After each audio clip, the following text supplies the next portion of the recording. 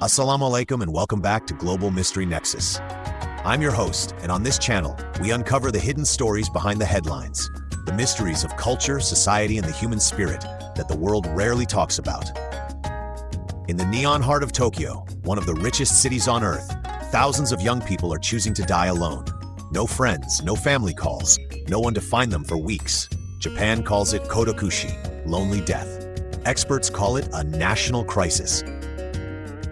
But in the middle of this silence, something unexpected is happening. In small apartments, community centers, and mosques across Tokyo, a group of young Japanese men and women are finding something they lost: connection. And the reason is not technology, not government programs. It's values borrowed from a 1400-year-old tradition, the Islamic concept of community. How did this happen, and why are Tokyo's youth turning to it? Today, we investigate.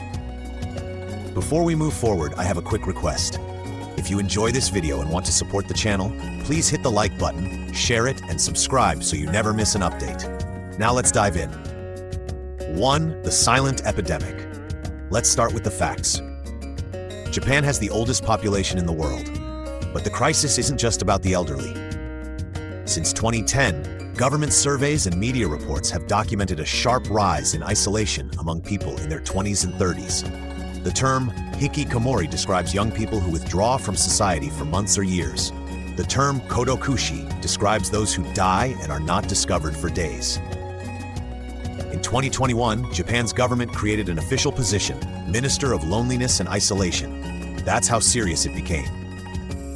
Causes reported by sociologists include extreme work culture, digital life replacing face-to-face contact, declining birth rates, and the breakdown of traditional neighborhood ties. In Tokyo's 23 wards, community associations that once knew every family are now mostly empty. Result: a generation that is physically surrounded by 14 million people, yet emotionally alone. 2. The missing piece: community. Anthropologists who studied this crisis point to one missing word in modern Tokyo life: ummah. In Islamic tradition, ummah means community. It's not optional, it's a duty. 5 daily prayers in congregation, Friday sermons that address social problems, zakat or charity that ensures no one goes hungry, Eid gatherings where no one eats alone, visiting the sick, checking on neighbors. These are not suggestions, they are built-in systems. Researchers at Waseda University and Tokyo University have noted in recent years that young Japanese who felt isolated were drawn to these systems not for theology alone, but for structure. For the first time in their lives, someone expected them to show up. Someone noticed if they didn't. Tokyo's mosques becoming youth centers. Let's look at Tokyo Kami in Shibuya. It's the largest mosque in Japan. On Fridays, the crowd is no longer only foreign workers. Local Japanese youth in their 20s attend free Japanese language circles, career counseling, and mental health support sessions run by volunteers. The same pattern appears at Otsuka Mosque and smaller musallas in Saitama and Chiba. What do they offer that government programs don't? Consistency. No appointment needed, no paperwork. You come, you're given a seat, you're given food, and you're asked, "How are you?" by name. For youth who grew up in a culture of politeness but emotional distance, this direct care feels radical. 4. Values, not conversion. This is where the story gets misunderstood. Most of the Japanese youth participating are not converting overnight. Reports and interviews show many identify as interested or attending for community. What they are adopting are practices: group meals, weekly check-ins, mentorship between older and younger members, and the idea that your well-being is my responsibility. Islamic scholars in Japan call this dawah through character. In other words, live the values first. The loneliness epidemic created a vacuum. Community values filled it.